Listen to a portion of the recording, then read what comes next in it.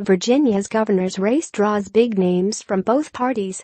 Big names in both major political parties are flocking to Virginia as the state's closely watched race for governor enters its final days. Virginia is the only competitive governor's race in the country, and the contest between Republican Ed Gillespie and Democrat Ralph Northam could be an early referendum on President Donald Trump's political popularity ahead of the 2018 midterm elections.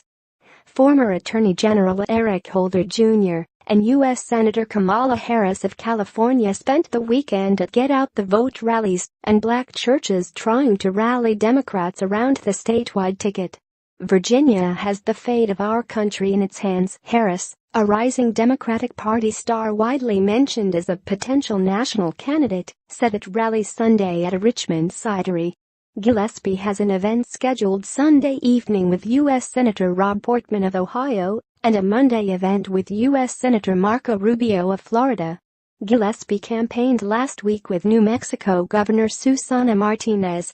Gillespie, a White House advisor to President George W. Bush and former lobbyist, has run on lower taxes, tougher policies toward immigrants who are in the state illegally, and preserving the state's Confederate statues. Northam is a pediatric neurologist who has pledged to continue many of the policies of current term-limited Governor Terry McAuliffe. Northam has promised increased spending in public education, tighter gun rules and strong support for abortion rights.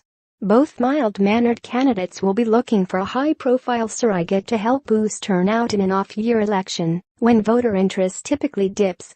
Gillespie, who is viewed skeptically by some Trump supporters, has campaigned with Vice President Mike Pence, but has not said whether he plans to invite the president to campaign with him. For Northam, Democratic Attorney General Mark Herring and Lieutenant Governor candidate Justin Fairfax, a key focus in big-name visits, has been on boosting African-American turnout. President Barack Obama rallied with the ticket earlier this month, and Holder, the country's first black African-American attorney general, invoked civil rights icons to motivate Virginians to vote when he spoke Sunday. Too many people sacrifice too much to give everybody the right to vote, Holder said. Holder is chairman of the National Democratic Redistricting Committee, which seeks to elect Democrats in statewide elections ahead of the next redistricting, and has invested heavily in Northam's campaign. The next Virginia governor, to be elected on November 7, also will have a major say in the state's next congressional redistricting. Gillespie helped quarterback a Republican wave in state house elections around the country in 2010, just before the last redistricting, that has helped the GOP maintain a firm grip on the U.S. House.